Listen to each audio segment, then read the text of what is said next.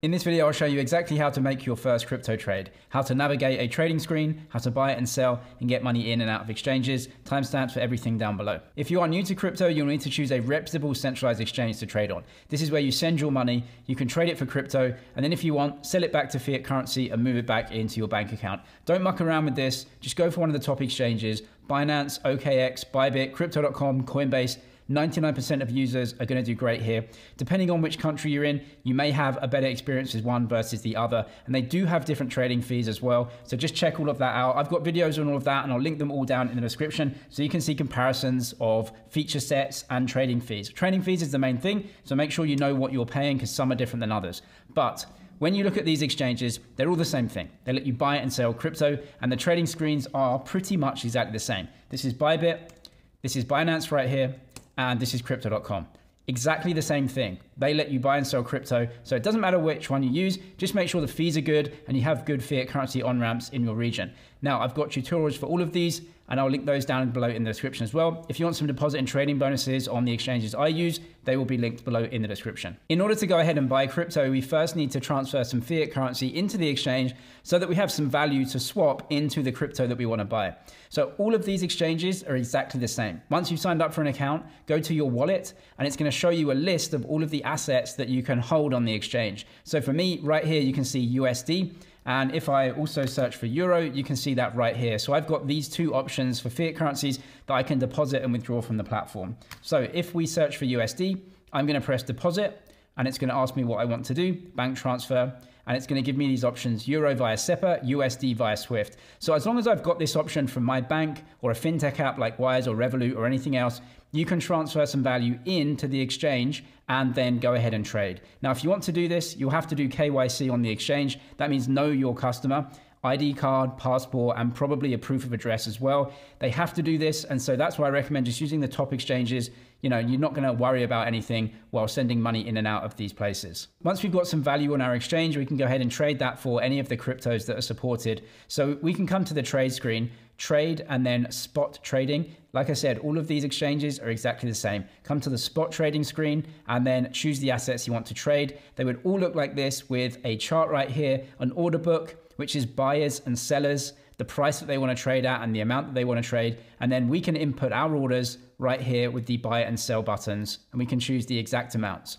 So what we want to do is we want to make sure that we're trading the pair that is appropriate for us. So if you've deposited some euros onto the platform or some dollars or anything else, you want to make sure that you're trading that against the crypto that you want to trade. So in the top left-hand corner, we can search for it.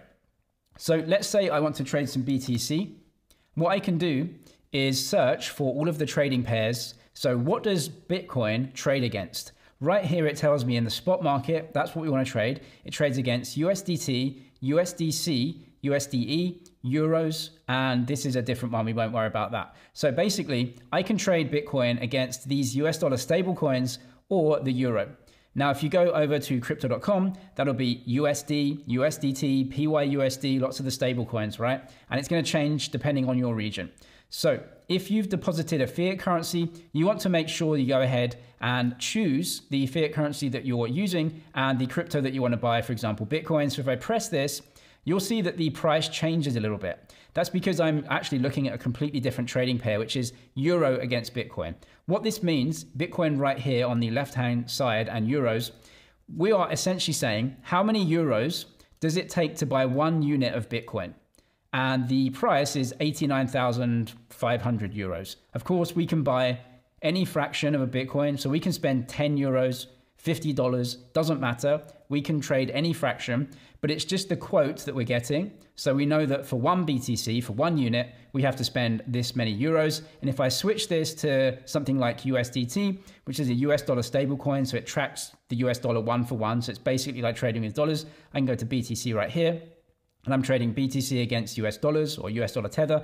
And how many USDs does it take to buy 1 unit of BTC? 94,300 more or less. So that's what we need to do. We need to choose the trading pair that we want to trade. All we have to do now is tell the trading system exactly how we want to go ahead and trade. So how much do we want to trade and what is the price that we're willing to trade at? So we can come to the order book right here and see exactly what's happening in the market right now. Down here to the bottom, these are buyers. We call them bidders. So they're bidding for Bitcoin in this example because we're trading the Bitcoin USDT trading pair. These bidders are showing us their bids, and we can see the price that they're willing to trade on the left-hand side, and then the amount of Bitcoin they're willing to trade at that price on the right-hand side. Now, this could be one or multiple buyers right here. They're just clumped together at certain prices. Up here, these are sellers, and they're showing us the amount of Bitcoin that they have and that they're willing to sell, the price and the amount at that price. Now, you can see it moves around a lot.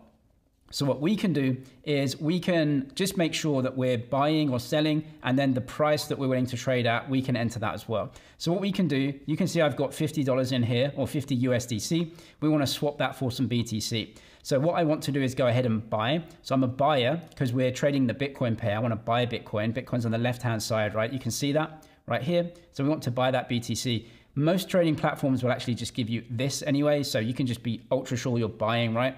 And then up here, we want to choose the parameters of the order. So what I'm going to do is I'm going to choose a market order right here. I'm going to press this. And what you can see is that the option to choose the price that I pay just disappeared. A market order is an instruction to the system where you tell it how much that you want to pay, and you don't care about the price. So all I can do is choose how much I spend right now. So I've got USDC, and let's say I want to spend 20 USDC.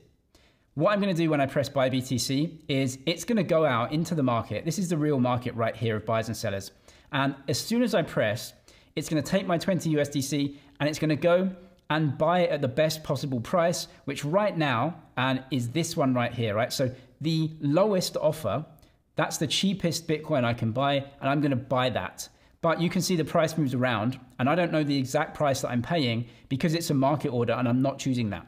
I'm just telling the system, I've got $20 right here, go and buy Bitcoin at the best price right now, and you're going to get some sort of price. You don't know exactly, but you'll go ahead and buy it. So let's press buy BTC, confirm, that's done. Okay, so you just bought it immediately and you've got that BTC now, and you can see right here that my 20 has been debited and I bought the Bitcoin. Market orders are fast and easy, but it's slightly more professional to use limit orders, and we can have more control over the trade.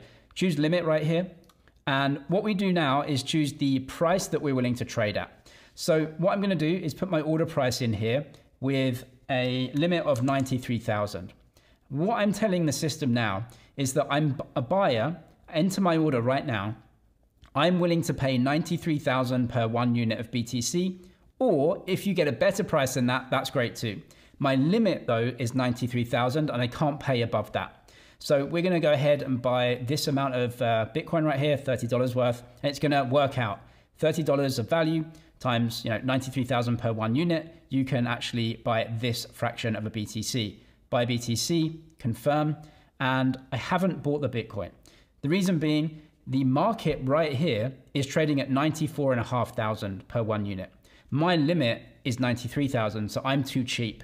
No one's going to sell me Bitcoin at 93 if the market is paying 94,500. So what we can see is that my order is in, it's active or working. You've got the parameters right here, and the system will keep it there on the order book, waiting for a seller to come in and match with my buy. So I'm a buyer at 93,000 or better.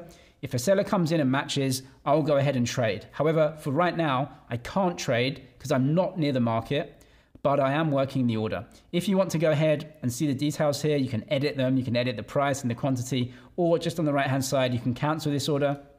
That's canceled. So my order's out the system now. I won't trade at all because I've not got an order in the system, and I can go ahead and edit the order. So if I actually enter an order of 96,000 as my limit, well, my limit now is 96,000 and the price in the market is 94,500. I'll trade straight away because the system says your limit is 96.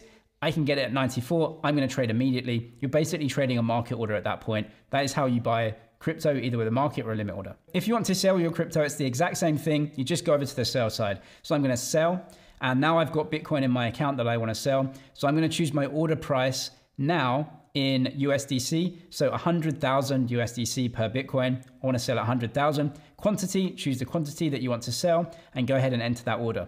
Now again, because this is opposite on the sell side, I'm going to press sell BTC like this. And you can see that my order won't trade because I want to sell at 100,000. The market's only paying 94. So no one's going to buy my Bitcoin more expensive, but it will be waiting for the price to get to 100,000 and I can automatically sell my BTC right there.